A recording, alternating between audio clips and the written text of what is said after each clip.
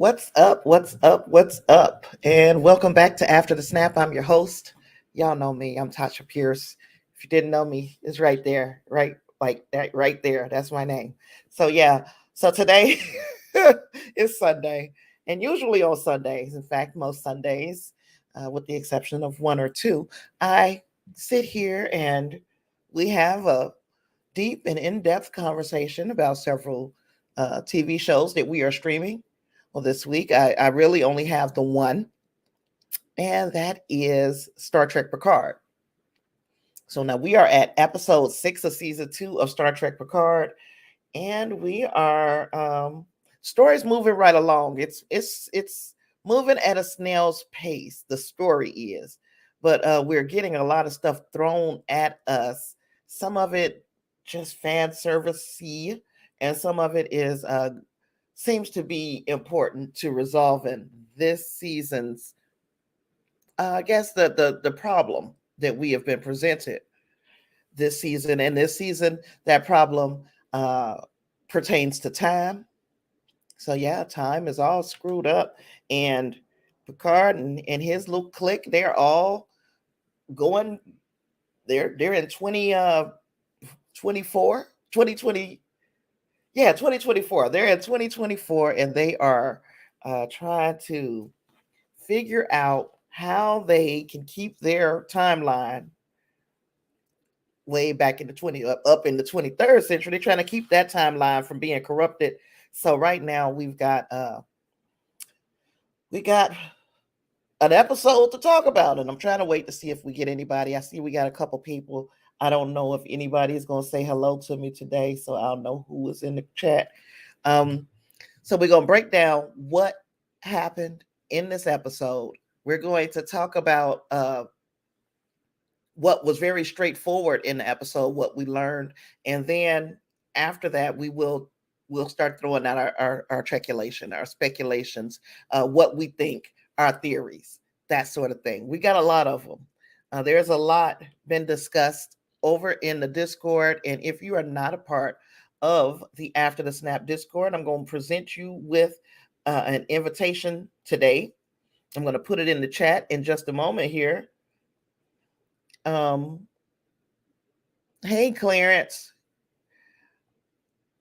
So yeah, if you guys want to catch up with us, you know how they say after the show, it's the after party. So so when the after party is usually over at the Discord, and the after party goes on all night long over there.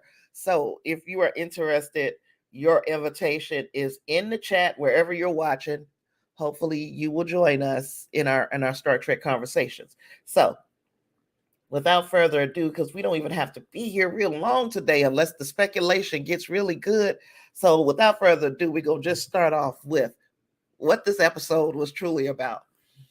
It started off, it looked like any other kind of episode that features a heist. And it starts off telling you, or it starts off showing us Picard. And Picard is in a bad situation. He's in a bad way, laying out on the pavement, blood coming from his mouth. We like, oh Lord, what did happen to John Luke? Well, we're going to find out what happened to John Luke, but we're going to have to wait 34 minutes. That's right. This was a short episode of Star Trek Picard, but it also, this 34 minutes thing was telling us that basically you get a short episode, but hopefully we get some answers like what's going on with John Luke. So moving back into real time instead of the 34 minutes in the future, I liked the way they did that, because it's playing with time, just like this whole season has been playing with time. Not that I enjoy the trope. I know it's something that has been used in other media, other movies, but I did like it for this because it is a parallel to the situation that we're finding ourselves in with the entire crew. Now, that being said, don't mean that I thought this episode was completely necessary. And I've been very lenient and very like, let's just see let's just see what happens with the writing and where things are going. And I haven't had a lot of complaints, but this week I got a complaint. And the complaint that I've got is how many people, how many Starfleet uh, officers are needed to follow one person. Excuse me. Hey, David. Look, I have to put my glasses on. I'm so not used to seeing your initials yet. I be wanting to call you something else. I could tell almost like the form of Clarence's his name. I can tell who just popped up because I can make that out. David, you kind of surprised me. But hey there, how you doing, guy? Thanks for joining me. But yeah, this episode, not so much as far as I'm being lenient because it doesn't take all of them to be at this party. So you got a couple people to follow um Renée Picard around. Got a couple people to do that. And do we need each and every one of them to be there? No. The others could have been doing something, anything else. But instead, we have everybody at the party. Everybody's dressed to the nines. Everybody is waiting because now we have to play this military hurry up and wait. Gosh, we got to hurry up and wait for Girardi to, as Picard say, inject. I'm waiting for her to inject our identifications into their computers. And I'm like, that's a weird word. It's almost as if he thinks or he knows that she is it's almost as if he knows that she's a Borg queen. Thank you, Angus, for the bless you. Hey, fun will now commence. Hey, thanks for joining us again. Yeah, this episode for me as well. It was a mixed bag. I liked so much of the Picard and Renee stuff. I liked all of that, in fact. But the getting there, it was just like, why are we here? Why are all of us here? Is there something that the rest of the crew could have been doing? Could they have been setting up a perimeter outside of this event? Could they have been doing anything? Because now that we're in this gala, we're at the party with everybody, and there's nothing to do. It's like Seven was being the center of attention, and I think that there's a lot to be said about maybe they are, you know, setting up a bit more of a personality, a human personality for Annika Hansen instead of Seven of Nine. Then we have Raffi, who is still battling or dealing with the grief behind losing this surrogate son of hers, Eleanor. You got Rios, who is becoming more and more enamored with the 21st century, which makes me feel like he might be the person that has to make a sacrifice. The Edith Keeler must die sacrifice. He might be the person who has to make a sacrifice in order to get home. And then, we got Girardi and the Borg Queen. And that, while it should have been annoying to me, and I guess in a few ways it was, the biggest thing that I have been seeing complaints about is this chick that y'all just had apprehended and taken in the back room. Now she walking around, she's still talking to herself. And I'm wondering to myself, is it just me, or in the 21st century, because everybody has phones and most people have those earbuds? Is it a surprise to see somebody walking around and it looks like they're talking to themselves in the 21st century? I don't know. That was the one thing that I probably had the least amount of problem with, because people walk around and it looks like they're talking to themselves all the time because they've got their freaking devices on, and they're those in-ear devices that you can't see. Let me see what Clarence had over here. I'm a little confused on Raffi 7 this season. At least we got the call back to Rios and his doctor friend. They really haven't gotten much importance to do. So yeah, that's my thing. It's just like they're just there. They're just there and they're just walking around. in the 21st century. Now, mind you, parts of it to me is they were on the ship, and for some reason it was important to have them in the 21st century. I don't understand what the importance is just yet. Seven and Rafi have not done anything that is of any consequence in this season. Um, Rios either, if you really ask me, except for, as Angus said, except for leave a whole bunch of butterflies all over the place. So yes, the bigger the group that you take with you to this new timeline, the more possibilities or potential it is for you to mess this timeline up. So yeah, it was mixed. I'm with you. Fun will commence. Fun will now commence. I'm with you. It was a mixed bag. Uh, was directed by Jonathan Frakes. That's a plus, and it was written by the same Cindy Appel, Jane Maggs. With the Queen's help, Agnes gives Picard, Tallinn, and Rios access to the gala. There, Picard is confronted by Soong, who alerts security that Picard is dangerous. Now, what did we think about? Yeah, Clarence Raffi saw Elnor again, and that is, I feel like it is just grief, and I'm saying this as a person whom I don't know. When I was younger, when I was a little girl, I lost my mother when I was 12 years old. And it would be times where I thought I would see her in places and I would have to look twice. So and I still see women who, sometimes even when I walk by a mirror, I'm thinking, was that it's me. So I kind of get her if it's just grief, but I'm wondering if it is if she's really seeing Elnor as and I've talked about discussing Trek because that's Clarence podcast, and occasionally they will allow me to sit on the panel with them and discuss these episodes. And last week, as we were discussing Raffi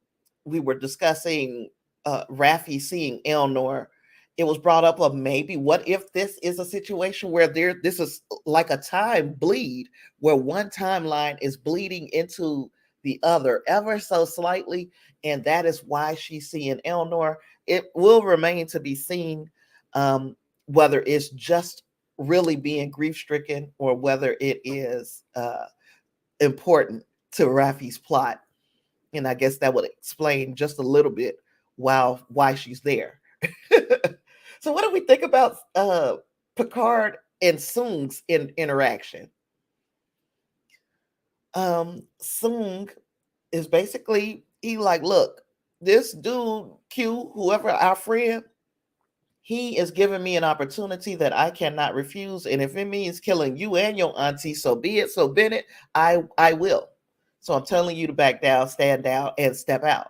And Picard, Picard ain't no punk. Picard is like, nope. But then soon, he gets security involved because Soong, he goes in security, and and now Picard is kind of trying to avoid security and still not take his eye off of Renee. It made the job just a little bit harder. And to be quite honest, this would be a hard job for an 80, 90-year-old man to do. So if this is our idea of a high action sequence with Picard trying to get away from these security guards, I'll buy it because he's old. He ain't the same Jean-Luc Picard from the Next Generation. So this was our high action, high stakes scene. He was the person who was going to be able to get through to Renee, or at least he thought he would. He knew that he could give a rousing speech. Let's see. Agnes and the Queen cut the lights out. That was a good distraction. The Queen did kind of help out along with Agnes, of course. They created a distraction by singing a jazz cover of Shadows of the Night by Pat Benatar. Now, of course, the choice of song is we are going to basically take over you overnight. When your dreams overnight is going to be me, however this song went. And I don't have the words right here, but there were haunting reminders of the situation that Agnes and the board queen are in. Um, did I like the song? Did I like the fact that they just broke out singing? I don't know. And the reason why I didn't have a huge problem with it initially, I didn't have a huge problem with it because the impulsivity of Girardi in these situations, the board queen is kind of pushing those buttons and making her more impulsive. So this is something that the board queen could potentially just, she wanted to raise that endorphin level. So she is doing things that would be rather impulsive, but still something that just hits the right part of the brain to release the right chemical, dopamine, or the endorphins that she would need to take over the body. So I was okay with it for that reason. And I'm okay with them, the band, knowing the song, because I've been in places where, I used to be on the poetry circuit I used to do. And we would go to different clubs, and the house band would be able to pick up exactly where I was. Like the feeling that I was trying to invoke with my words, a good house band will be able to accompany anybody. They did know the song, but I mean, it was closer to their time era than Girardi. So I'd be wondering myself, why does she know the song? So there's that. Um, so that resulting rush of endorphins allows the queen to take full control of Agnes' body. Uh, Q, having taken the role of Renee's therapist, stokes her insecurity with text messages, and she begins to flee the party. Picard finds her and convinces her to go through with the mission by talking about his mother. And I thought it was weird because I'm like, okay, his mother, he talked about his mother and her dealing with mental health struggles. And that would mean that Picard, on both sides of his family, has mental health issues. And I'm wondering, does he have these mental health issues as well? Is there something wrong with him? Is this, all of this happening, or is this something that is a manifestation of some type of mental illness? That is just a question, not my theory right now, but it is a question that I'm asking. We know that the Picard side of the family has mental health issues, or at least parts of it, because of Renee Picard. But then his mom would not be originally a Picard, right? His dad would be the Picard. So that means on both sides of his family, there's these mental health issues. It's just something I'm thinking about. Uh, David said, blows my mind. The board queen busting out a Pat Benatar song on Star Trek. You all keep me informed. Yes, she did. She did. She did start singing. And she did. Alison Peel, she got pipes. That girl can sing. Now, I mean, she could sing, but she could sing as well. I was very surprised. Now, first season song was Issa Briones, right? Second season song is Alison Peel. Do we think we're gonna get Jerry Ryan to sing in the third season of Star Trek Picard? It's looking like it's becoming like there's at least one musical number in each season. So hopefully next season we get Jerry Ryan to belt one out for us. um, so Picard finds Renee, convinces her to go through with the mission uh, by talking about his mother, who also loved the stars and also had mental health struggles. Soong sees Renee and Picard walking together outside. Now he runs outside and gets in his car. Uh,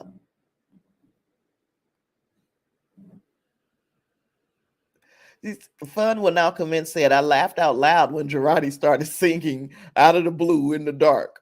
That was a brilliant tactic by the board queen. The board queen, again, she played chess when everybody else is playing checkers, it looks like.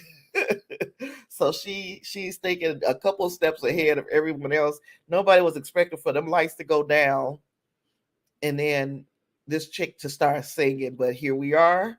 And again, um, Alison Peel, man, knocked that song out the park. But there are people who are a little who feel in some type of way about the song. I felt like it served the two purposes.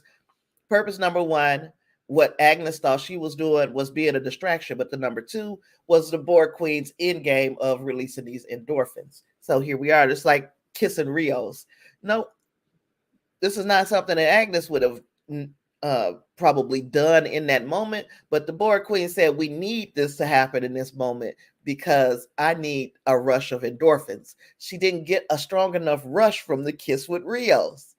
So she had to do something huge, like get in front of a group of strangers and like freestyle this song, and that did it.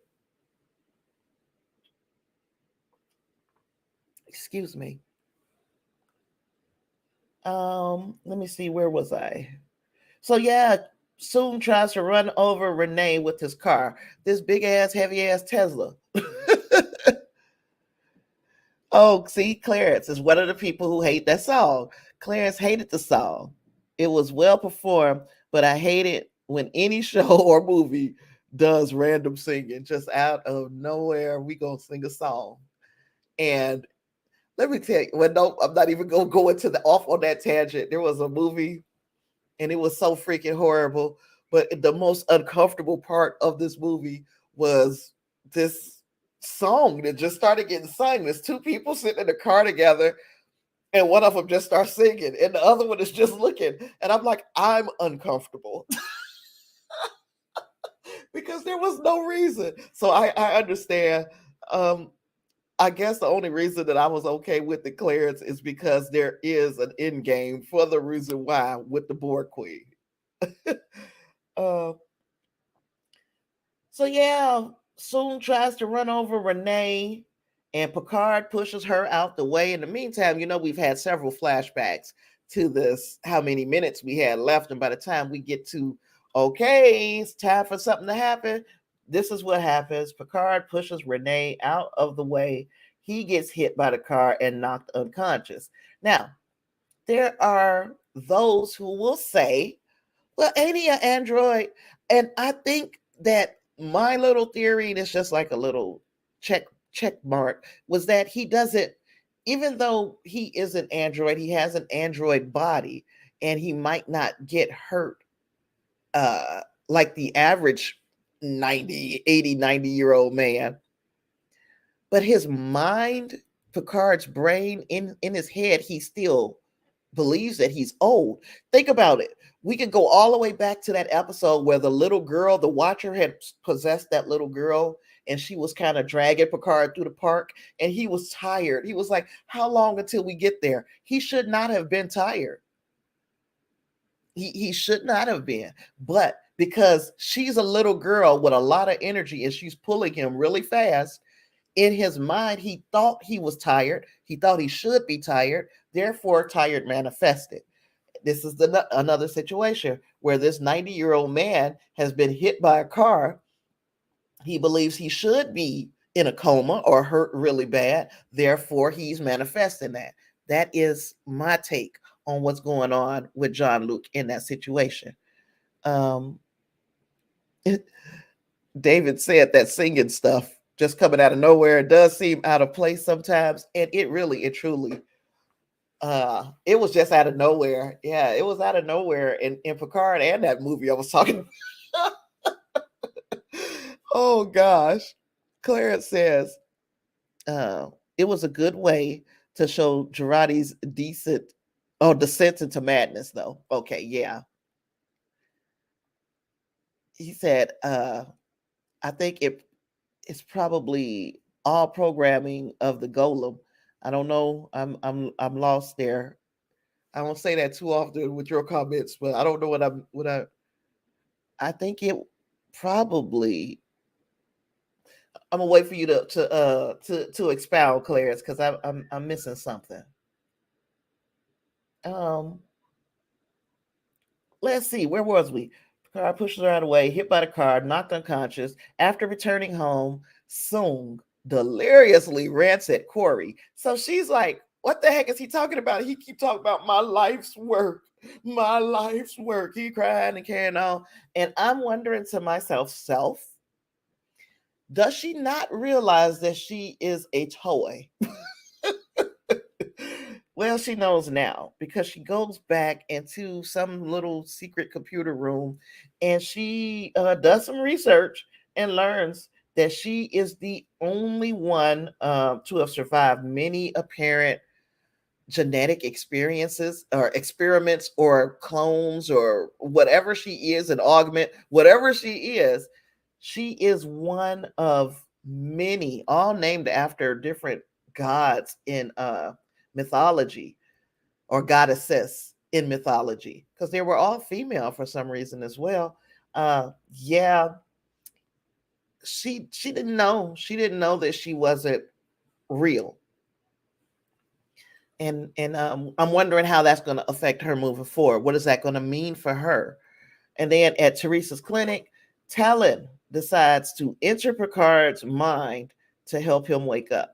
Now we see Raffi playing the Dr. McCoy, but not the Dr. McCoy, because you would think, okay, presented this situation.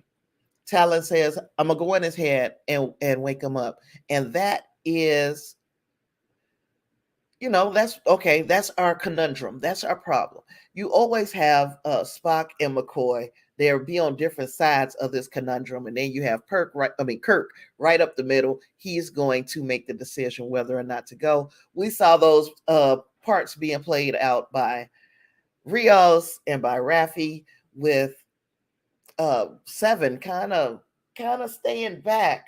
And it looks like Talon is like, I don't care whether you want me to go in this man's head or not. We can't let him die. He is the person who is in this game with this god. We need him alive. So I'm gonna go and pull him out of this coma. Oh, yes, a programming. Yeah, because they did say, you're right, Clarence, the robot body and feeling tired, because he is going to have a typical lifespan for a person his age, which means at some point that body is going to stop, just like ours does, and he's going to die. Whereas he could have gone on forever if they would not have put that programming in that android body. So good catch, Clarence. Fun Will Now Commit says, Corey finding out the truth reminded me of the scene when Soji found out about who she really was. Yeah, and they really didn't do an awful lot to get that thought or to that comparison out of our minds. I don't know if that's going to come back to play in the series, but yeah, because we had already played this game last year, it feels like her arc is being a little redundant, if you ask me.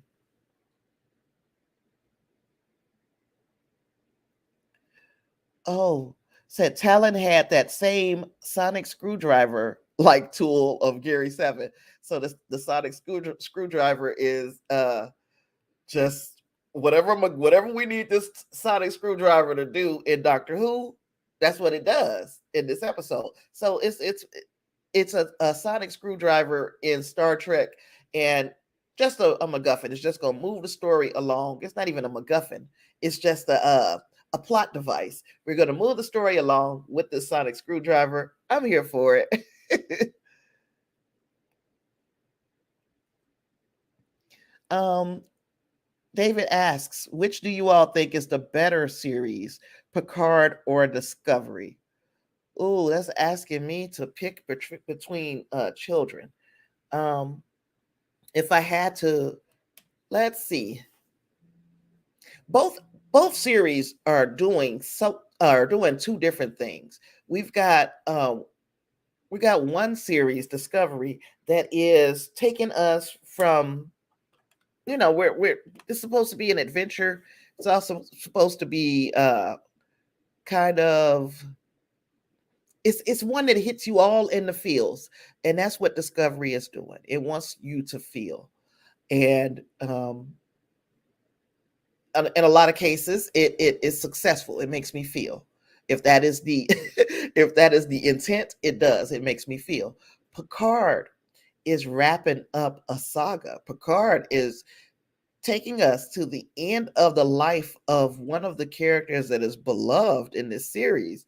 So, based upon the fact that this is the ending of a relationship, because we know that we're only getting one more season of Picard. We also know that Patrick Stewart is getting up there in age. This is our opportunity to give this character and this actor his flowers while he's still here. So, for that reason, I would say that the Picard series, as far as Trek lore goes, is going to probably be more important right now, because there are still stories to be told with Discovery. We got an opportunity to maybe change our mind, but right now, I think Picard is better because we have a relationship with this character, and as bittersweet as it is, we know we are going to be saying goodbye. And yeah, it's a bittersweet thing. I can't see.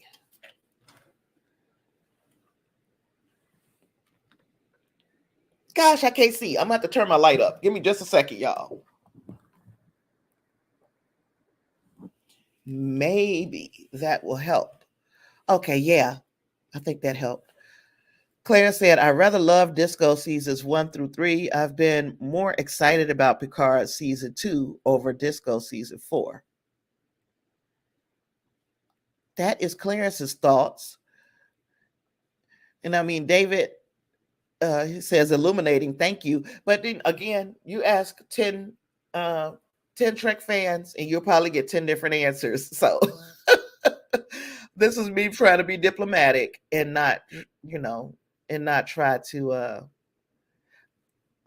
I'm comparing them, but I don't want to compare them. If that makes sense, these two series, it's like comparing two different things, Prodigy and Lower Decks. And even though we find ourselves sometimes making the offhand comparison about how Prodigy is telling one hell of a story, but at the same time, they're two different things. They're aimed at two different audiences, and yeah, it's almost unfair to do so.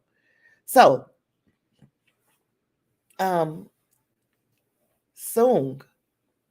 we see that Soong is more or less a villain. He's being used as a villain. His name is Adam Soong. I was comparing him to the firstborn of, because he's Adam, but he's also like father of these the father of these androids, of this augment movement. He is that guy, and Q giving him a head start, a leg up. Q is the person, obviously, who was very instrumental in Soong getting the pieces that he needs to create the augments for this, if we're going in the direction of this eugenics and all of this. It's really Q who invented them, right? If he gave Soong the piece of the puzzle that he was missing to keep Corey and all of his other cloned daughters alive, then yeah, Q invented the augments, and Q is the father of it all, to include Data. I mean, we got to go back and or move forward. I'm sorry, we got to move forward in history. But yeah, when we trace things back to the root, it all goes back to Q. Now, my question is still, And I want you guys to tell me what you think. Are there two Qs? Is one Q the one that we saw that set Picard and friends to this dystopian timeline, this apocalyptic world, this horrible, no, not apocalyptic, this totalitarian, xenophobic regime? Q is the one, our Q, the first Q, he sent them there. This second Q seems to be a little unhinged, a little far more unhinged than the original Q.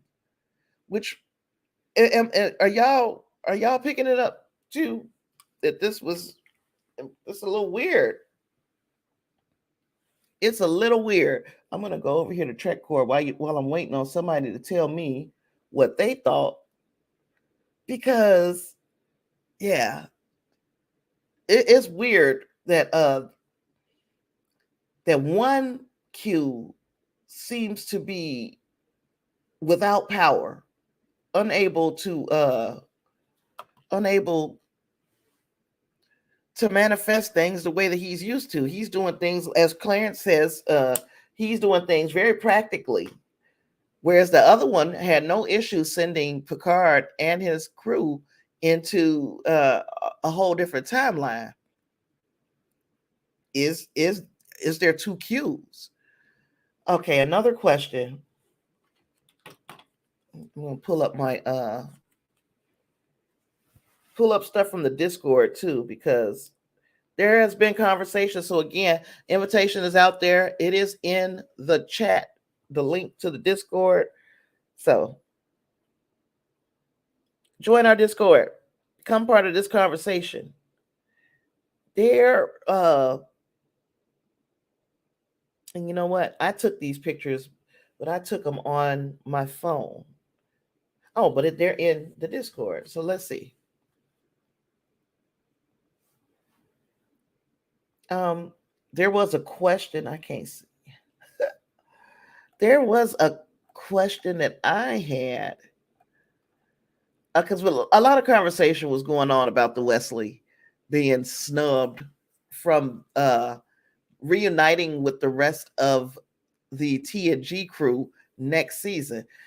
But then there was that one picture of Rios that pointed us to a Traveler episode that had Wesley. It was Wesley's final episode, was one with the Traveler, and it was when Wesley packed up and went with the Traveler to explore the rest of time and space and everything, right? Thought, mind, time, space, all of that, right?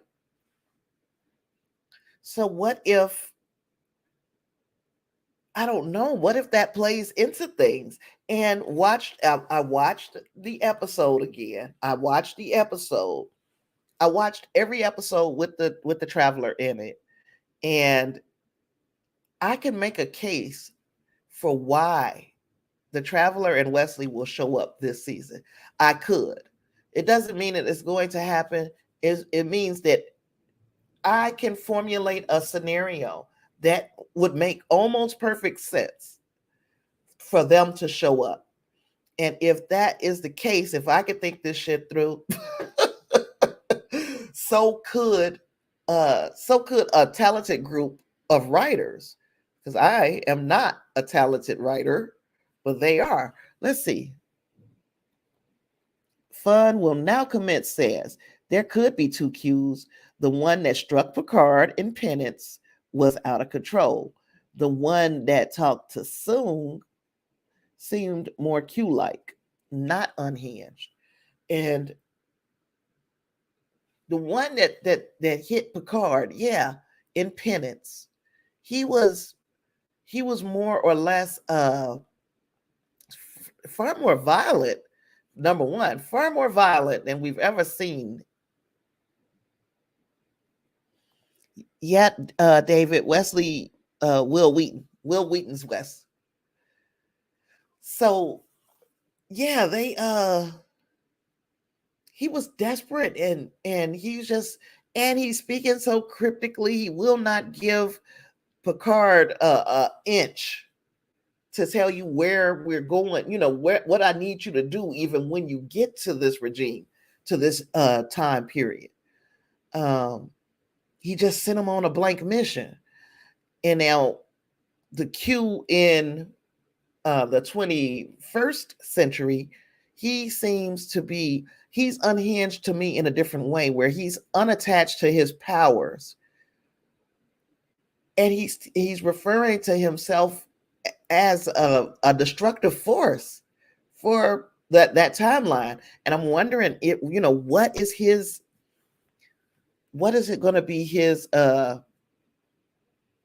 end game? What is it he's trying to achieve by having Renée Picard not get on this mission?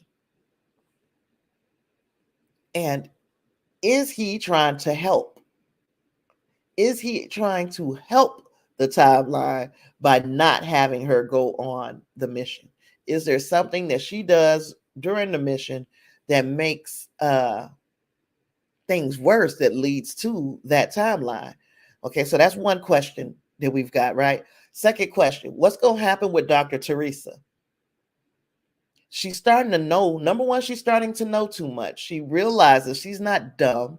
She realizes there's something different about this man's body, and that there is no reason that Picard should be in a coma, yet here we are. And is she going to be the Edith Keeler character in this series? And I really feel like she might, because number one, Rios is liking her far more than he should. He shouldn't be falling in love with this time period, right? But he is actually liking her far too much. Do you see how incredible she is? She's out here on the front lines. She's saving lives. If it came down to the point where I have to sacrifice this woman, will he be able to do it? Will he be able to be McCoy in this situation? Or not McCoy, Kirk in this situation? And that is a question. That's another question that I have. Does she have to go? And if she does, God, she's gonna be leaving a son behind. That's gonna be a little different than Edith Keeler. I don't know if they're gonna be ruthless enough to kill that character off, now that I think about it. Because she got a son, and would that make the son a little orphan? We don't want all of that.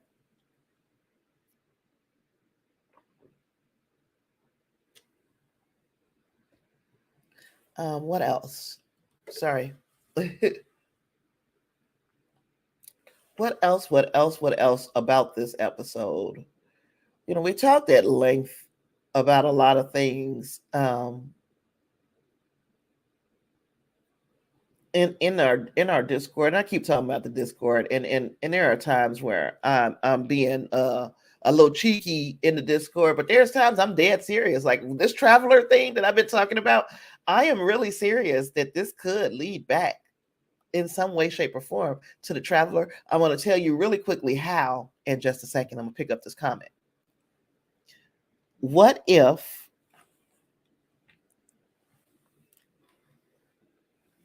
the Confederation is the real timeline, and Q pulls their memories from the alternate timeline and then goes back to set that in motion, and Q is responsible for the correct path of our trek? Okay, so the Confederation could be the real timeline. Q pulls their memories from the alternate timeline, the one we didn't got used to, and then goes back to set that in motion, to set the alternate timeline in motion. And Q is responsible for the correct path of our trek. That would be wild. And it is a possibility, especially, anything is possible. It's a fictional TV show. But yeah, all the pieces are in place. And then Angus says Q might be responsible for the Borg. And I am leaning towards that a little bit because he let the Borg queen, he knew what would be the next logical step that these people would take in order to fix what they thought was a broken timeline. They knew that if we've got all of everybody that we need, and we got the Borg queen who can do the calculations of how we need to slingshot around the sun. Oh, we got everything we need. Q knew that that would be one of the ways that they would try to solve this problem. He put them together. He sent them back. So if he did all of that with the foreknowledge that they were going to, this is what was going to happen. Yeah, he did create the Borg. Or is he creating an alternate timeline Borg where this Borg can be doesn't have to be a drone, kind of like when we saw the Borgs in Voyager, when they started to feel, when they started to get some independence and individuality, how things were different. Well, what if in this timeline it's fixed where the Borg haven't assimilated? They're not that kind of Borg. There's a precedent for why that might be true, Angus.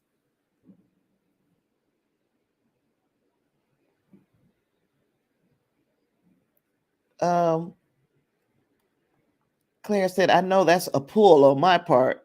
Maybe the creation of the Borg was necessary, and that's what Q was allowing. Okay, and now I don't know how, and I'm going to say this, and I know this is really reaching on my behalf, but this is a thought experiment. So stay with me for a minute. So what if like we said, the Borg have already been created, annihilated in this timeline, this xenophobic, totalitarian timeline. It's already, the Borg have already been eradicated, right? And just like Clarence says, we need the Borg for whatever reason. It's just like we need mosquitoes in our ecosystem. We need something unpleasant, if that's possible. So why not, instead of having it be a mindless quote unquote drone, why not have the Borg Queen and Agnes get together? And the thing is that they had both traipsed around in one another's mind before this assimilation took place, so that the full assimilation can't take place for whatever reason. And this, of course, would make Agnes the Borg Queen that we saw at the beginning of Picard season 2. And this would also say that she is not a threat, that she is there to help, and that it is potential, that there is the potential that she would want to join the Federation for protection. Do we trust the Borg Queen? Why would we even think this would happen? There were episodes, at least one episode of Lower Decks that showed some, was that Lower Decks? That showed some children in like an academy kind of a school setting, and a Borg drone child was sitting in the classroom with the other children from the other species. And I need to see if I can find a picture for that. Because, of course, it is Lower Decks, but Lower Decks is introducing some things into canon. How about that Borg kid sitting in that classroom is significant, really means that the Borg does team up in some way, shape, or form with the Federation, and that there are Borg drones being taught in like Starfleet classrooms. And I'm saying not like having your Borg implants pretty much stripped and you only have that like what Seven has. No, this Borg still was fully outfitted. The Borg was fully outfitted in all of its little technology and the eyepiece and everything. So, is it possible? It's possible. Is it probable? It's not probable, but it is possible. And that would mean that they are there for potentially good reasons. Um, yeah, I don't know. I don't know. But something is, we know that there's a bigger part to the story. Something is going to happen with gosh darn it. Something is going to happen with the Borg Queen. We know this. There's no reason to have her and Girardi uh having their little moments together unless something was going to come of it. Oh, okay, I read that already. And I was supposed to be showing you guys something. Now, I took a couple of little screenshots from next week's episode, and I put that in the what is this?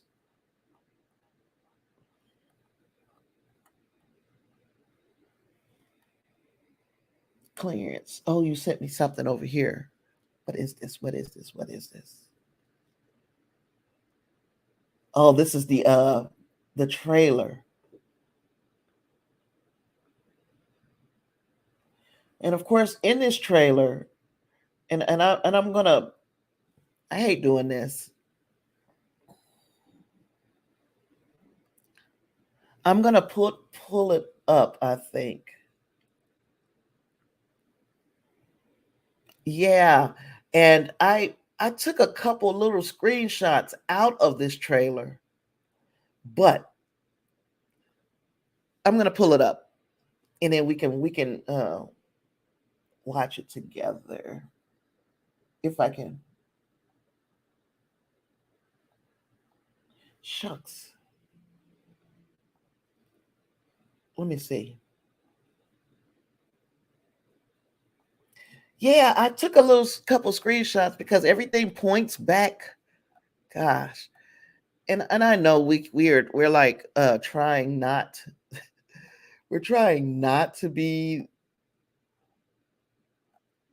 um speculating so heavily, but I can't help myself. So there we got that right. Um, Before we go into the next episode, I got one question, and the question, well, I've got several questions, but this is one of them. Did anybody else spot this?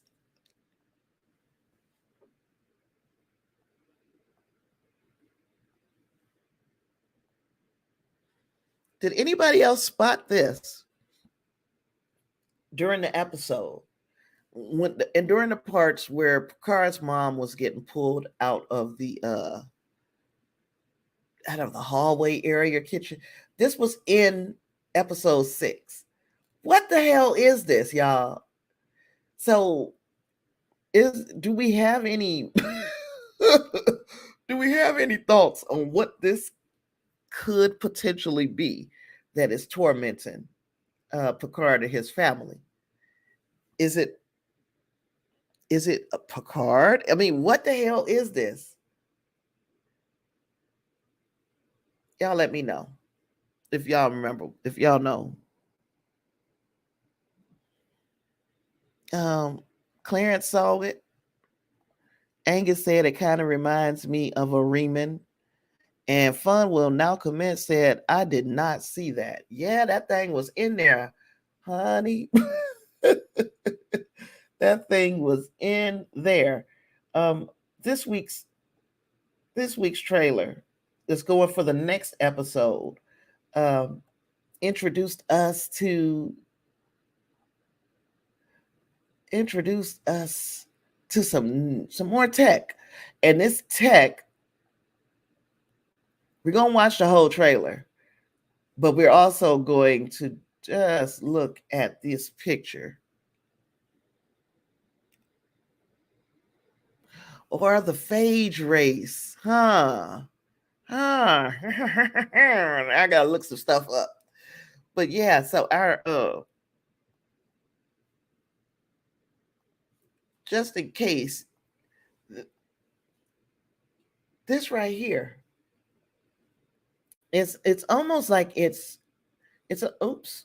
It's almost like they are trying to point us. So by them intentionally pointing us to her being a Romulan, does that mean that she's not a Romulan? Because they're pointing us in that direction, and it is very intentional, right? What kind of cortical stimulator or whatever? I the ones that I've seen don't have this like ear like part on it. So is this made like this because the person who would typically be wearing this has pointy ears? And if that's the case, then is Tallinn really a Romulan? And if she is, why would they send a Romulan agent to watch over a human specimen? And why make her look human? Last week in our episode 6, she spoke. You said a Vidian? Okay. Last week, Tallinn spoke Romulan. She dropped a curse in there in Romulan, right? Then we move on. Okay. So she did that, right? Then we saw her with that tech, and fun will now commence. Me and you agreed last week that the tech looked rather Romulan, right? Now we see her with this. So they're pointing us. They're pointing us to her being a Romulan. And my question is, why? Why are you pointing us in that direction?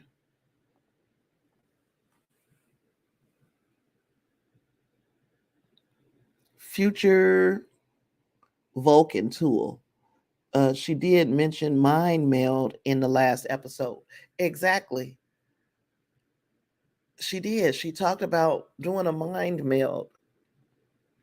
Now, of course, she couldn't show up. She had to look human. If they assigned her to a human, she would have to appear to be a human because no first contact had been made yet.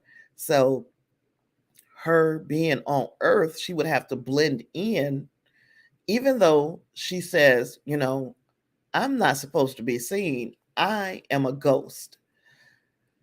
I liked the fact that she said that, because that is something that also ties in to the traveler. The traveler, and I'm gonna have to watch it again and really write my thoughts down. And maybe we'll come here on Tuesday or Wednesday. I'm not making no promises because of the way things been going for me. But maybe we'll come back in on Tuesday or Wednesday and really just talk about ways that the traveler, the guardian of forever, those characters could still be on the table for being tied into this race of watchers or Gary 7. But just as a precursor to that conversation, Gary 7 was a supervisor, which means that he oversaw what two people were doing down on Earth, and that he came down to check on the two people that he was assigned as the supervisor for, and found out that those two people had died. So now he has to take on their mission, right? So supervisor comes down, he checks on some watchers, right? Like Tallinn. What if there's also, in this same organization that Gary 7 is part of, what if there are also travelers? What if there are also guardians? What if that is like, and I don't know how many people watch Loki or the MCU stuff. What if that is the Star Trek version of the TVA, or something of that nature? If you get what I'm saying. Let me see what.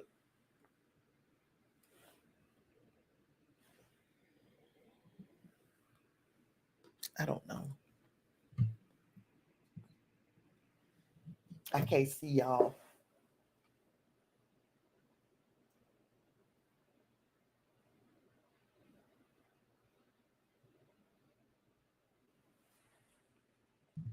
Sometimes I'm telling you, sometimes it's worse than others. Says that reminds me of how Narissa concealed her Romulan ears in the first season. Yeah.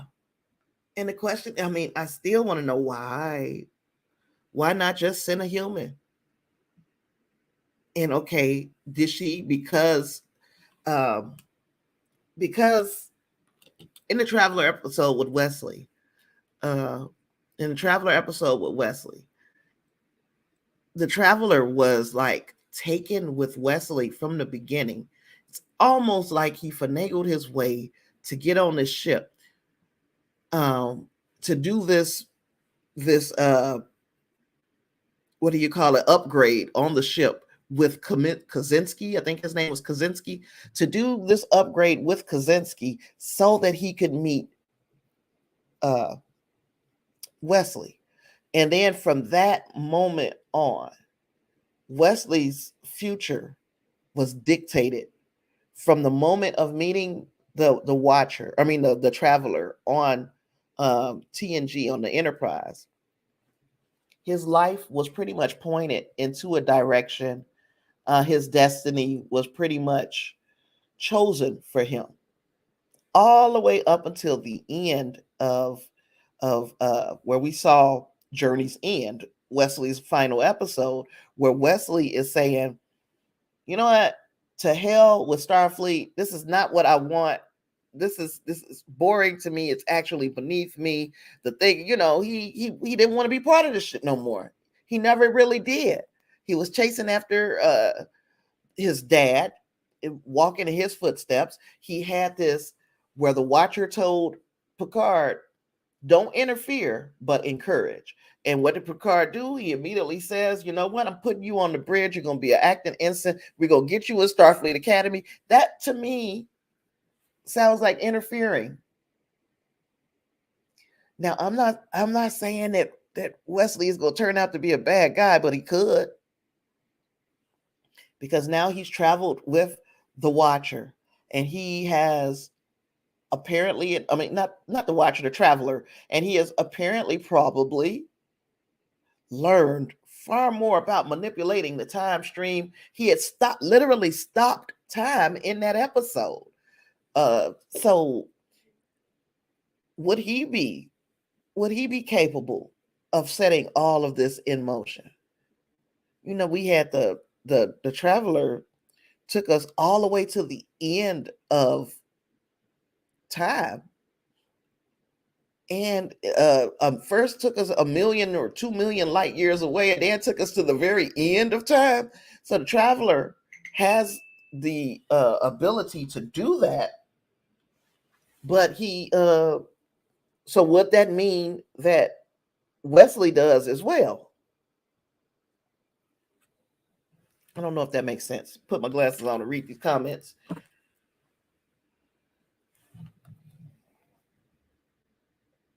I don't know if I could pull. No, but I ain't gonna be able to see the comments.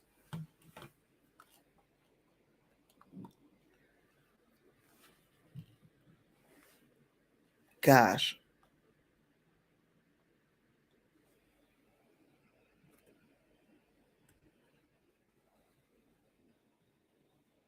Things is getting harder. I can't see shit.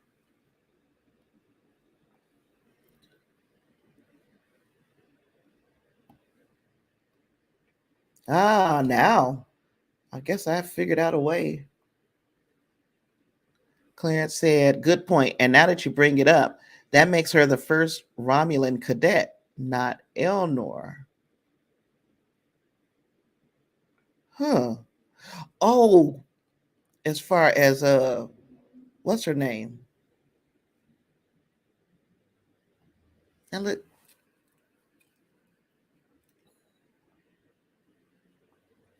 I can't get this on one side of the screen. There we are. I really hope being inside Picard's head gives us some answers.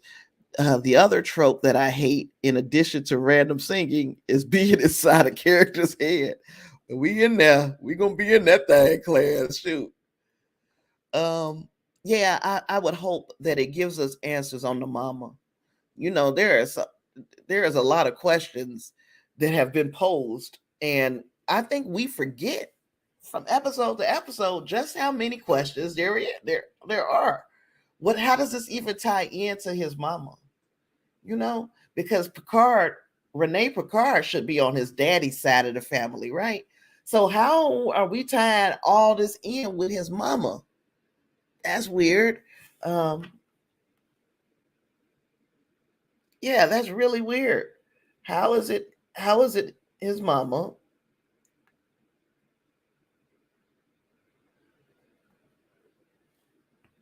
What does that have to do with? What does she have to do with like anything? I'm trying to. I'm trying to see what things look like when I bring it up, because I have to magnify things I can't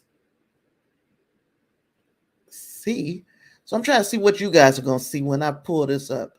Cause shit, I have to have it all now.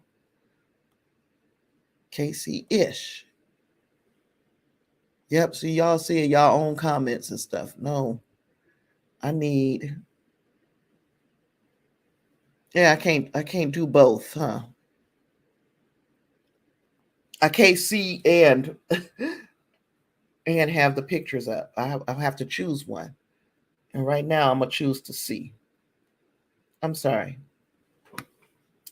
Fun will now commence.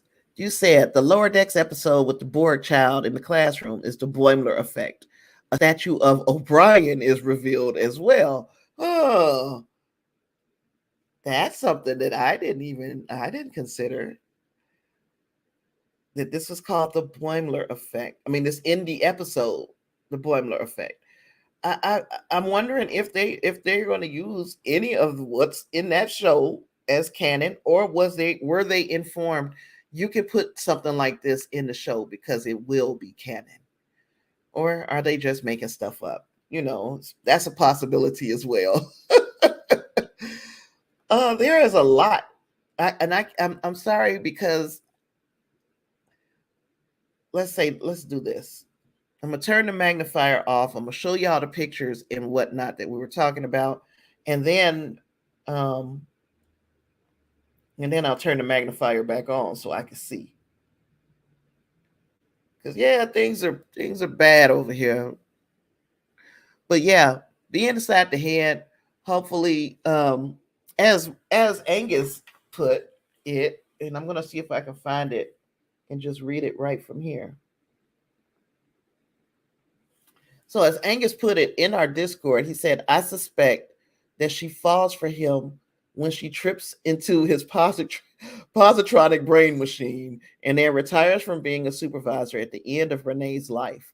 Once she's free from duty, she just waits for John Luke, where she knows he'll find her. And that is as plausible a thing as any. That she goes in his head, she finds out, um, what makes him tick. And you know, when you're in there, she's also gonna see some of the Laris shit.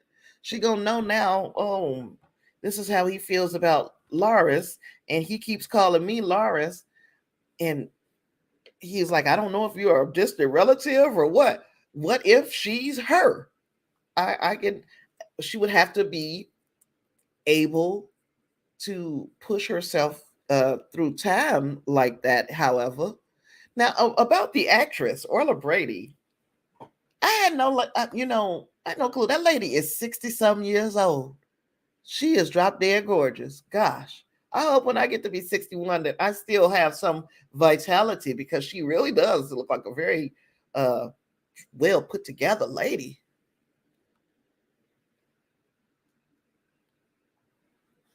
Clarence said, "Great job, Angus. Solid theory." Yeah, we got some thinkers over in our think tank now, and you could be one of them. Come over there and share your theories. And when you share a theory, a lot of times a person or people, and by person or people I mean me, I am going to ask questions to try to poke holes in your theory. If it's easy to poke holes in your theory, then we'd probably be like, okay. And the same, I hope that y'all will do the same to mine. Just poke holes all through that thing. Because the more holes that you can poke in it, the less possible it is that theory is going to be one that moves forward.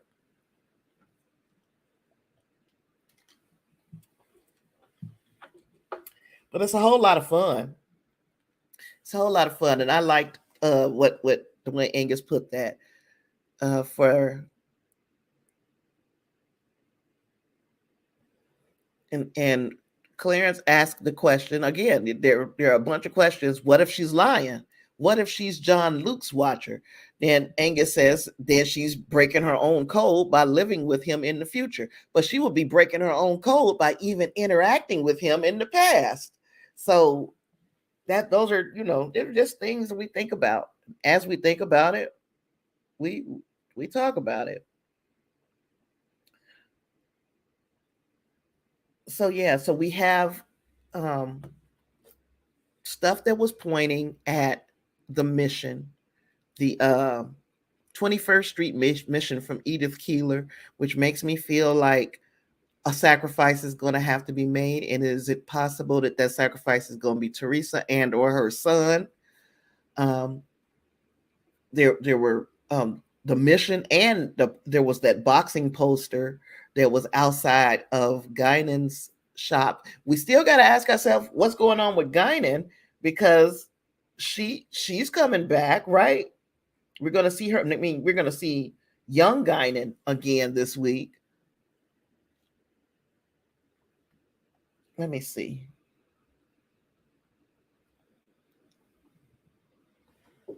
Clarence said, it's kind of cool knowing she's been with Picard this entire time, waiting for the moment that he catches up to her. Isn't that kind of creepy though? Shit. She, she was promised to a whole nother person. She married that other person and still went and hung out at Picard's chateau, waiting on him to become available. There I might be built a little different. I might call that stalking, and you pretty much, it ain't just, we keep bumping into each other. It's fate. I am intentionally putting myself in places that I know you gonna be. It's scary.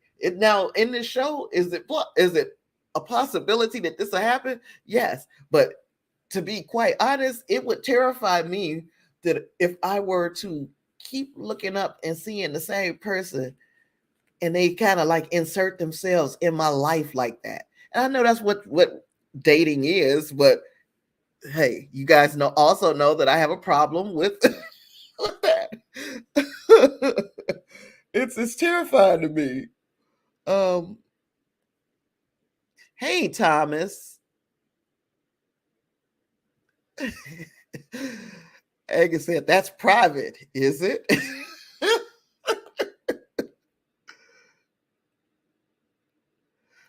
You said much creepier, timey-wimey stuff in Doctor Who.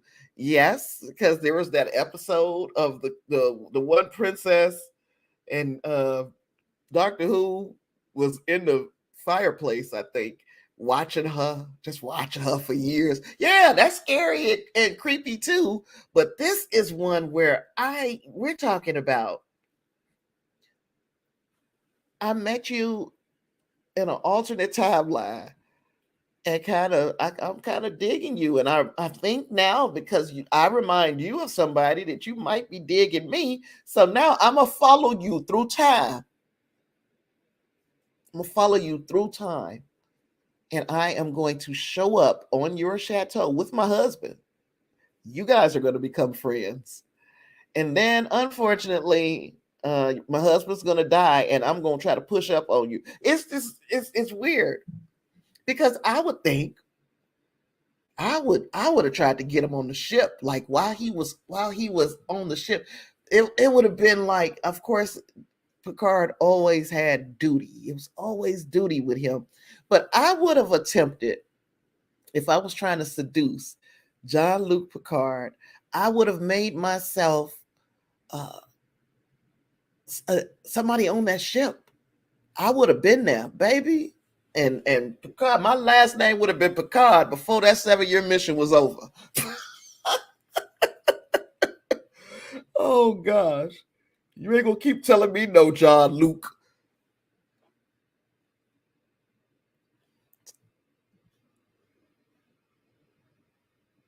Oh, you guys are okay. You guys are getting Thomas caught up. Good. So yeah, we said we're gonna watch that trailer. I don't have a clue who I got even in here, but thanks for being here, you guys. I appreciate you being here and hanging out with me. Oh shit, I want that staying up there. This is what I want to change. We're gonna find that trailer because I got to make it big, and it was kind of small in that Instagram thing, Clarence. I don't know about everybody else, but y'all know I keep saying it, and I've let you guys know a million times. I can't see, even with these reading glasses. It's not helping. So, and it seems to be getting worse every day. I'm trying to get Medicaid or Medicare, whatever they call it. I don't even know what's what. I'm trying to get that so that I can go to the eye doctor and get some help.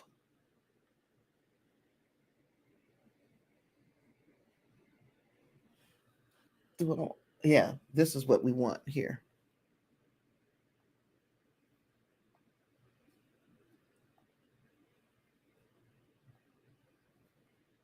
This is what we want.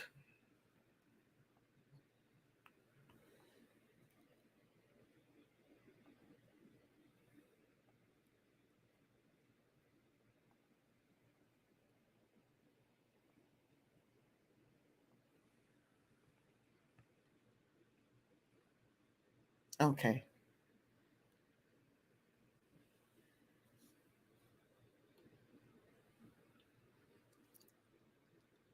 And Clarence, you be my monitor. Let me know if you hear it. Your internet is usually the fastest in the group. Nope. She could feel danger in her bones. Wait a minute. Let's run it back.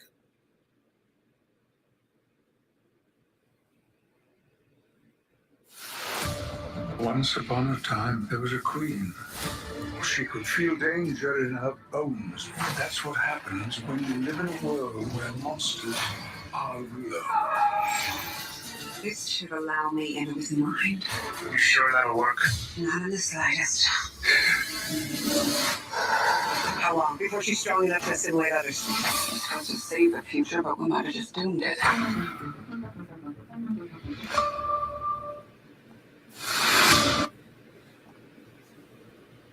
Okay, so that was our trailer. There's also a scene, um, and I thanks, Clarence. I am not 100% sure I am going to play that scene, and I don't know. Let me know if you know a scene from episode 7 I'm talking about. It was kind of Raffy 7, but I'm like, what? Let me see if I can find it. I said I wasn't gonna play it, and here we are. Once upon a time, there was a queen. I'm trying to do that, and oh, there was another thing that I kind of caught back in let me find that in the trailer from the teaser trailer of Picard. Oh my goodness. We know that it was laid out by Q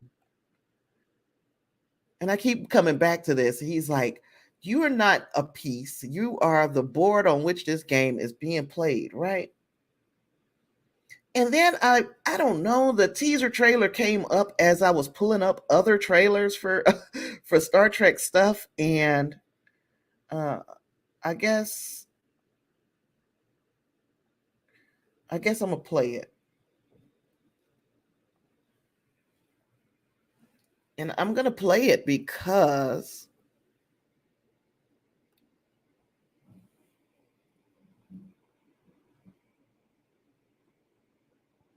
you said it almost looked like the board queen was in Guinan's bar.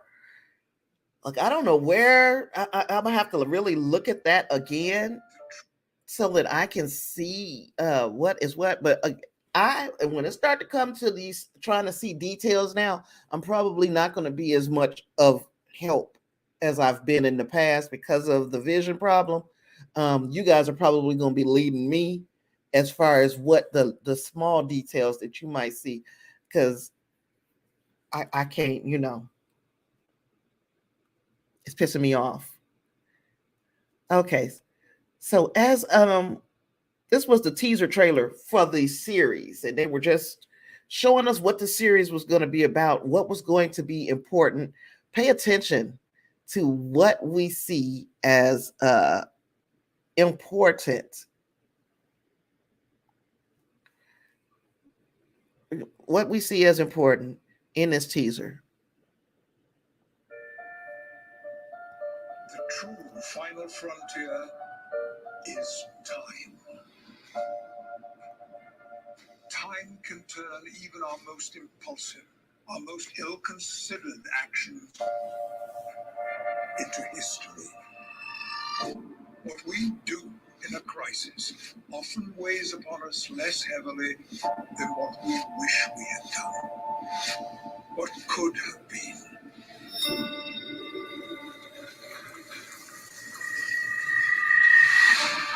Time offers so many opportunities, but never second chances.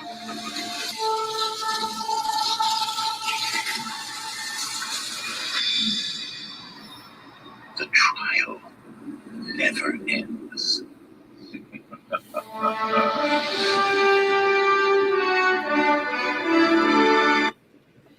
Now, does this make you like start to feel a little bit different? It gives you a little bit when you watch this teaser trailer with some of the context that we've had this season so far.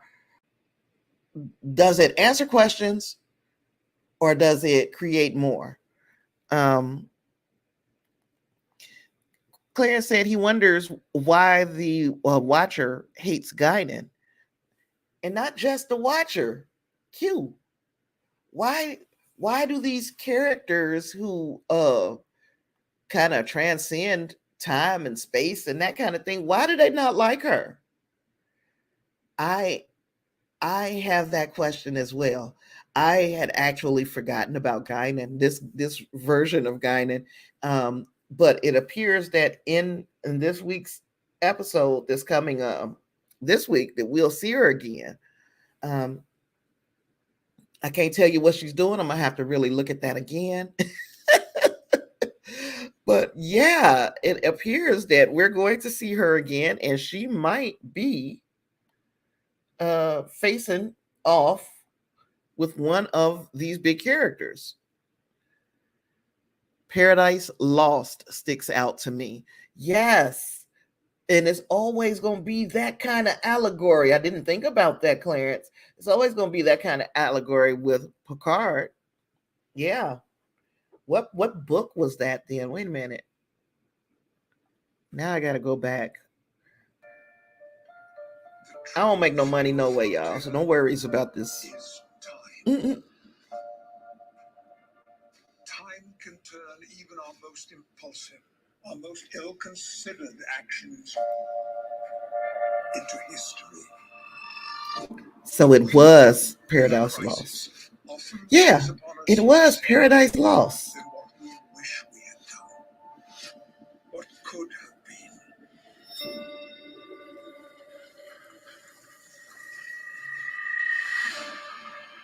Time offers so many opportunities, but never second chances. The board on which the game is played, the queen is turned into dust or sand, and all that's left is Q. Never ends.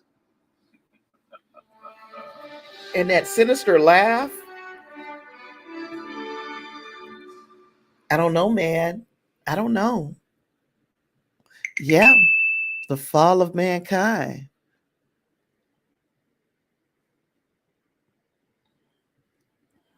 Mm. Clarence says we may end the season without the timeline resolved.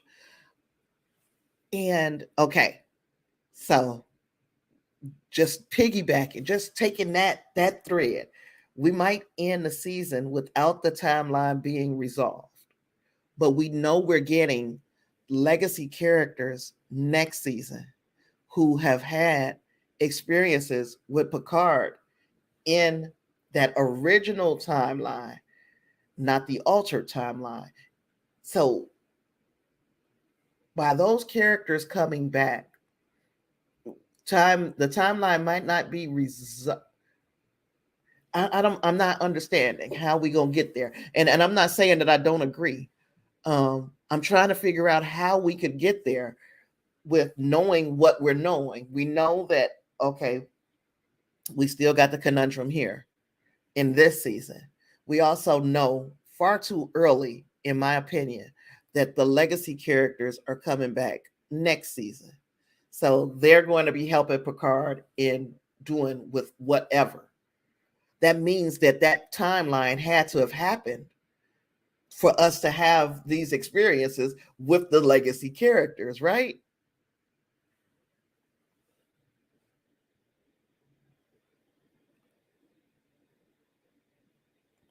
The queen may be the deal with Satan that is made. And David says sand clocks with the letter opener. And I didn't even see the letter opener. Again, y'all going, I saw the hourglass. I didn't see the letter opener. So one more again for the people in the back row. The final frontier is time. Time can turn even our most impulsive, our most ill-considered actions into history. What we do in a crisis often weighs upon us less heavily than what we wish we had done, what could have been.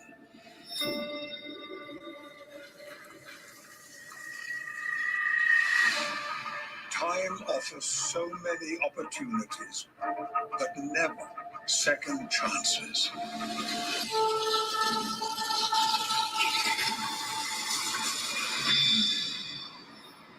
The trial. I know that there's answers.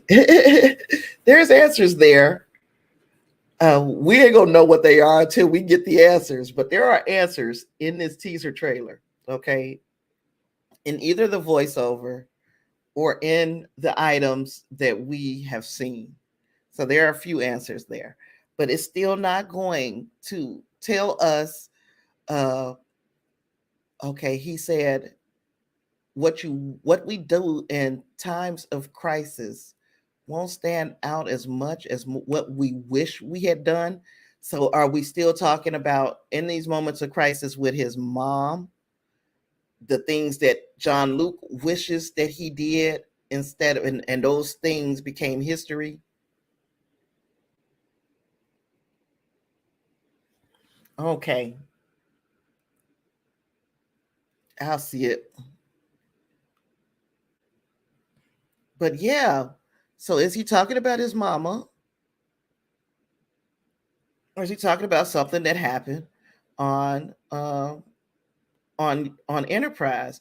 And then okay, if he is talking about his mama, then we're going to figure out a lot of that this week. And if we find that we are not leaving this timeline, or if this timeline doesn't get resolved, then we shouldn't have Geordi and Riker and the such, all of them. If it does get resolved, then we got a whole different story next season that concerns them. I would like to believe that whatever is going to happen here happens uh because they do resolve it. But even in resolving the timeline, it is not satisfying Q. Maybe that's where I'm at with my thoughts. Yes, fun will now commence.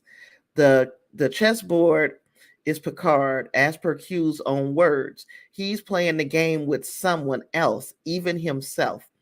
Perhaps the other Q who is unhinged. Good thoughts. Um, David said a message at a time that needs to be opened. That's another thought. There's the letter opener, the clock. Uh,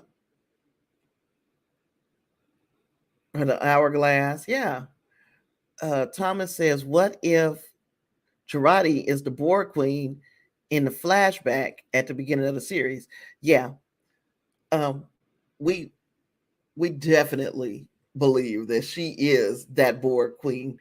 We this is where we're hanging our hat with that. I think that she is the board queen. Now the question is she there to hurt or there to help? And I am inclined to believe that she's there to help.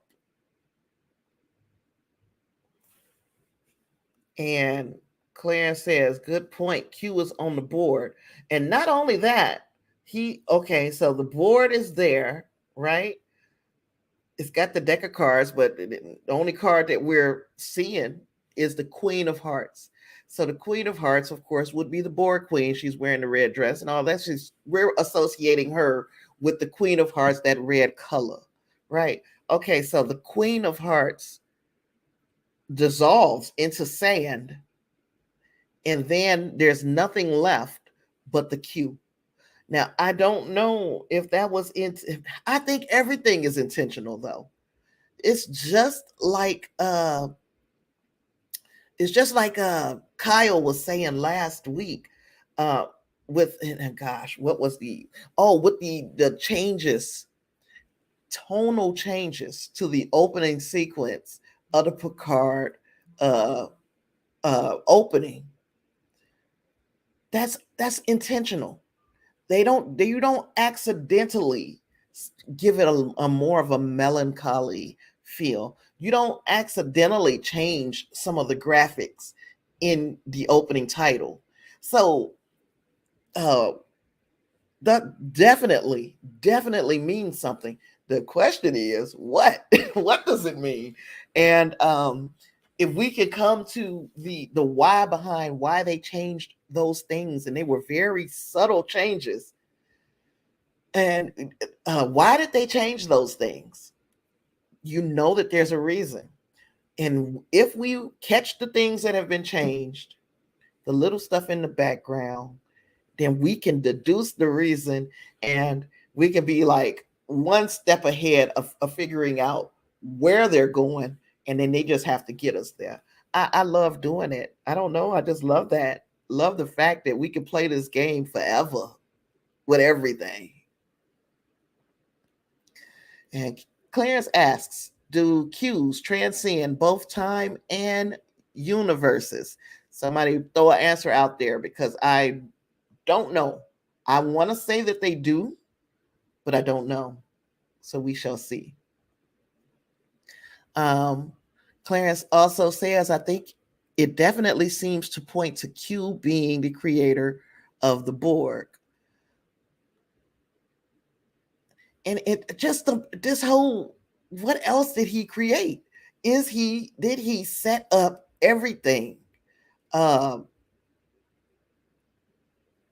Did he set up like who was it? Was it you that said that, Clarence? That he created the universe that we know as far as the Star Trek universe. David said cards and chess don't mix. They play in two different games. Q playing another game.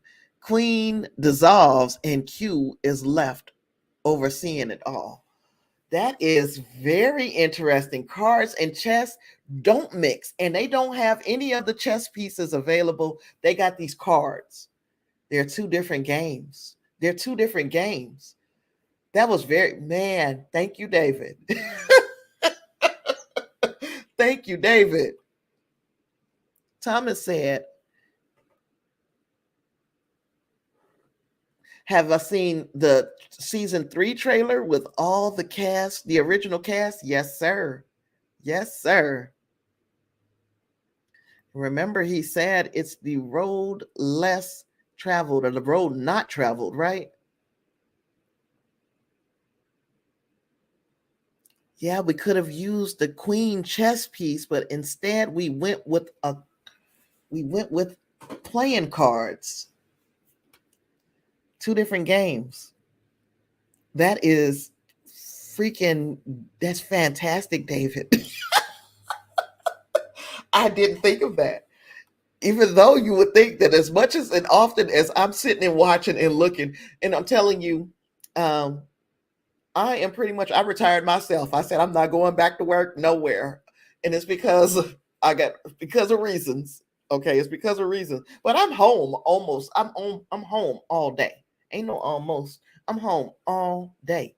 So I can look back at these things and try to fit things together when most people are at work doing grown up shit. But all of the time that I've been sitting here trying to figure this out, rewatching that teaser trailer, it did not occur to me to think of the fact that those were two different games. Two different games. Shucks. Guys are so fantastic. The stuff in, and that's what I say. Join the Discord. Jump in there. Put some of these wonderful ideas there. I would love to hear your thoughts throughout the week, so that by the time we get to Sunday, we've got a whole structure of what we think is going to happen. You know.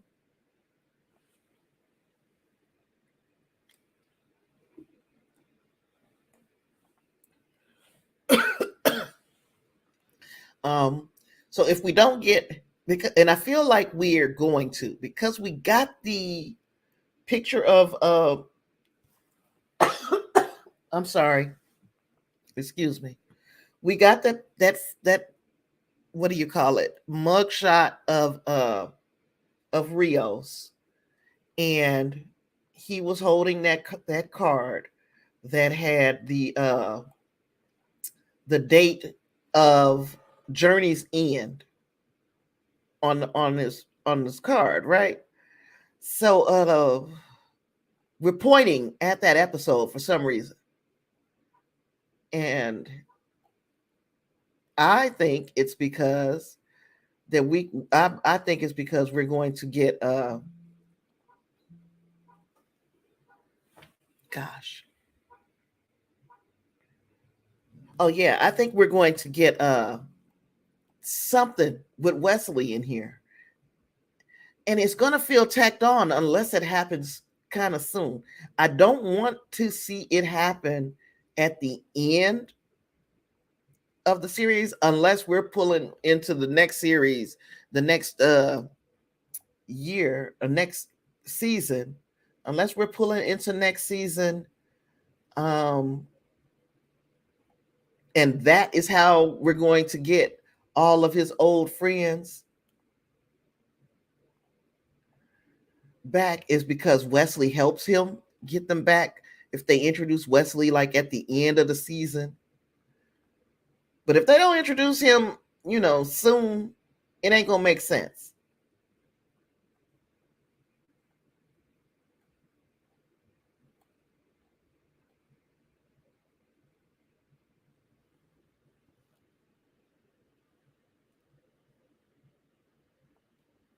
Thomas said, the game that Q and the board queen.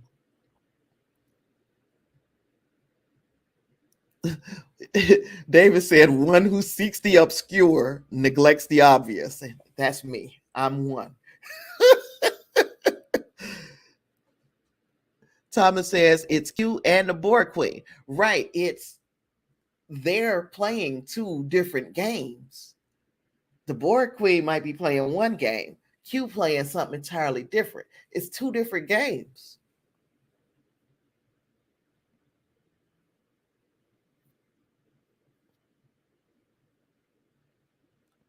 He said, fun will now commence. Says the games may be different, but there is a queen, a king, a jack in the cards, and similar pieces in chess.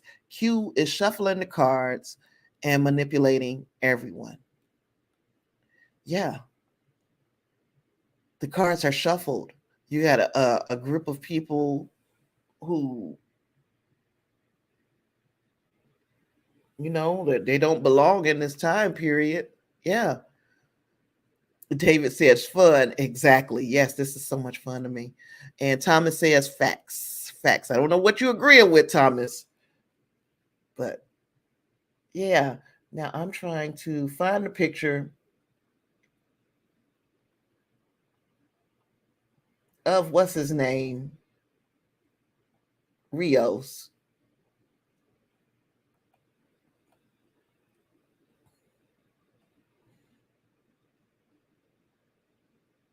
Man, it was just so much. So much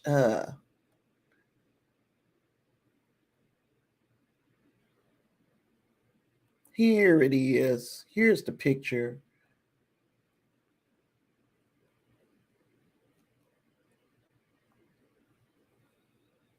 And y'all know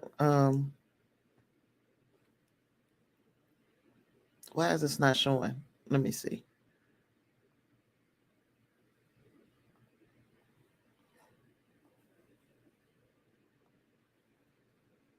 Because when we look at this picture here, it's got Rios.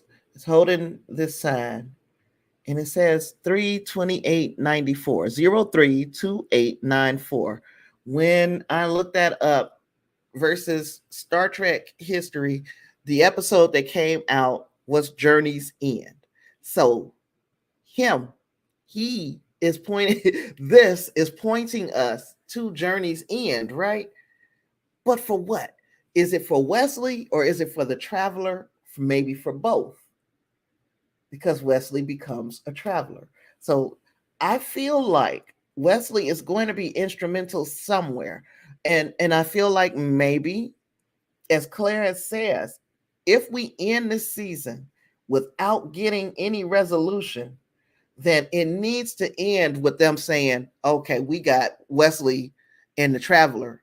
They're coming to help because they do transcend space and time. And they also know that what you create in your mind, you can manifest and make real. So they would be powerful allies against in a situation where you have the people who can manipulate time.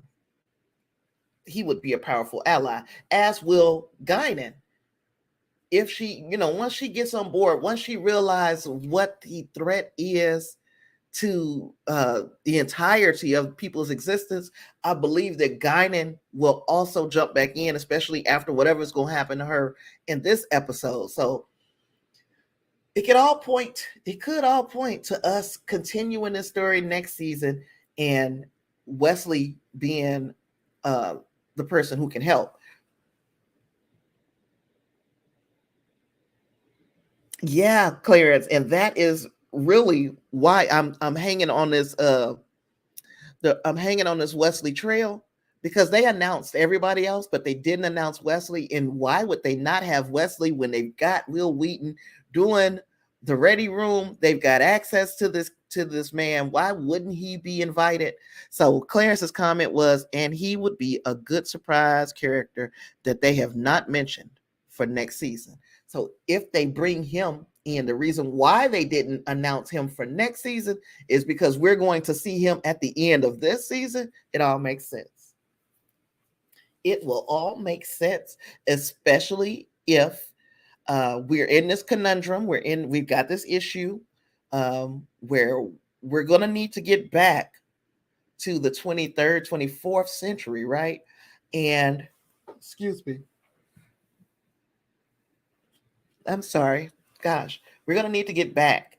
And if the board queen is not going to play nice, Wesley would come in handy. Wesley and the Traveler, because we know that we can get slung and flung many light years. We know that also Q could come in handy, but it ain't looking good for Q being cooperative. Not this Q. We've left the other Q in the darker timeline. So I don't know. We're gonna see, y'all. We're gonna see. Does anybody else have it? Because I've been talking. Anybody else have any thoughts on where this thing might go? And when I tell you the thing about the Wesley thing, I watched 3 episodes of Star Trek last night. I watched the first episode where no one's gone before. So I forgot the name of it. Um, the first one we saw, the Traveler. Okay, his explanation for why he was there and all of that, the Traveler, is it makes me think of this. I could apply some of what was said to this. And okay, so then we're finished. We do the first episode. Then I go to the second episode that we saw, the Traveler, and I think that was the one where Beverly Crusher got caught in some kind of loop where she felt like things were happening on the Enterprise, and she was the only person to notice it. And it turned out that it was because of an experiment that Wesley did. But again, we meet up with the Watcher, and then not the Watcher, the Traveler. And then the last time we meet the Traveler was with Wesley deciding I'm just gonna go ahead and be with them. I'm not even doing the Starfleet thing right now.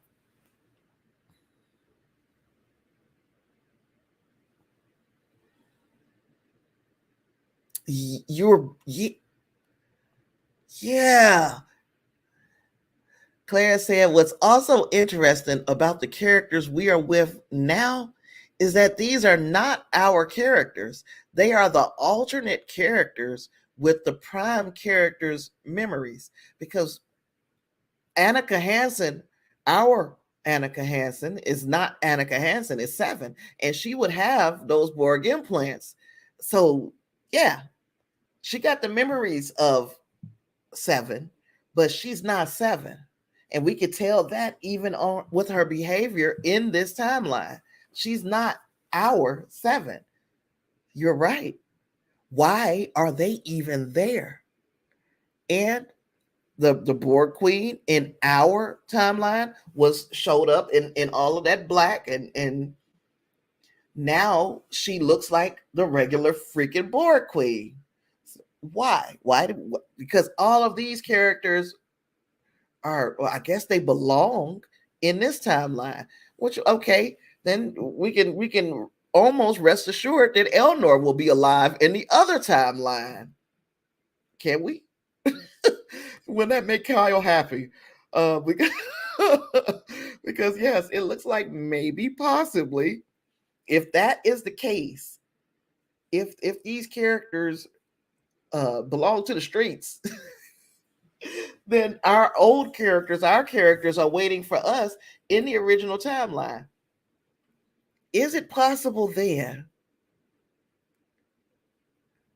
Okay, I'm asking too many questions at this point. Could this all be? All of this could be. It could it all be in his mind?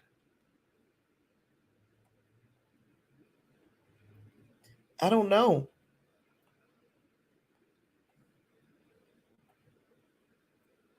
Could it just be in his mind?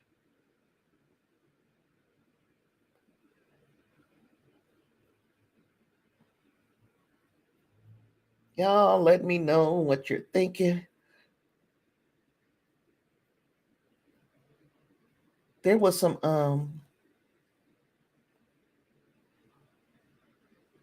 I played the other trailer.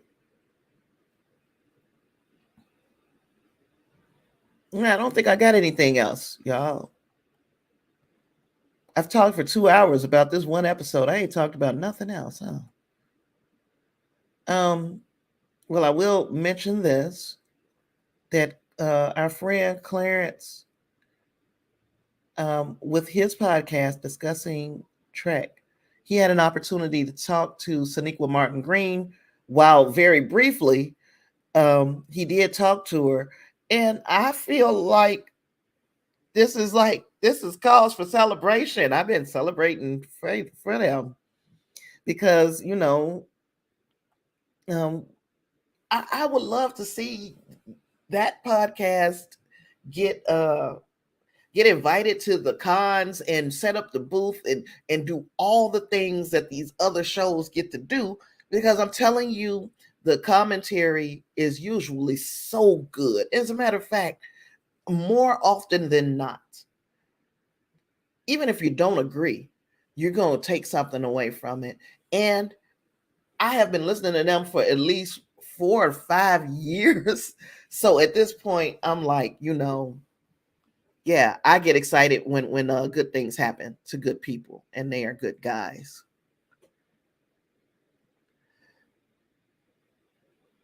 Uh, you said, did we get Dallas? I'm missing something. I'm missing something. Did we get Dallas? What is that? What that mean? Did we get Dallas?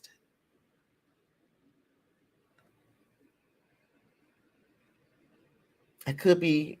It could be something that is like right, just obvious.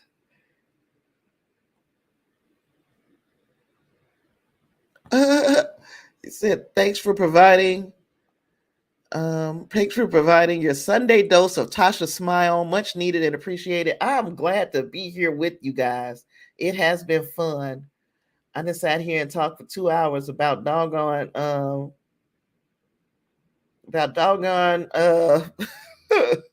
Star Trek. One episode, huh? But I feel like we should if you want to see what I see about the traveler. Oh, you're well. Oh, yeah, I bet you did. Have fun talking to her. But if you want to see that, watch those 3 episodes from Star Trek TNG that feature the traveler. Meet me back here. I'm gonna this time. The next time I'm on, I'm gonna put up a thumbnail so you guys will know that I'm coming on, so that we can talk a little bit more about how those two things can go together, and whatever else y'all want to talk about. But yeah, I'm just sat here and I've run my mouth and I've had fun, and thank you guys, everybody, for joining me again this week. Fun. What is? I forgot the name. I know the name. Fun will now commence. Thank you for being here again, Thomas, David, Angus, Clarence, all of my homies. Thank you for being here. It's always fun, and I will see you guys hopefully soon. But if not, definitely next week, right? We're going to talk about that next episode of Star Trek Picard, and hopefully we get some doggone answers. So, please hit the like on your way out, everybody. If you're leaving, hit the like so that the next time I do a live stream, maybe we can get more than a few people up in here, right? More than a few. Told y'all about Discord. You can find me Twitter at SnapAfter. If you want to drop your theories that you didn't want to drop or you didn't have it quite formulated, I will be glad to hear them. Drop them in the Discord or on my Twitter feed or wherever. With all that being said, I got nothing else. The rating for this episode of Star Trek Picard is probably going to be a 4 out of 5. I liked it. It was just, did we really need everything that we got? No, but I did like it.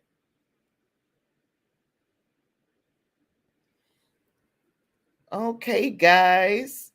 I'm gonna put this, and this will be what I go out on. Peace.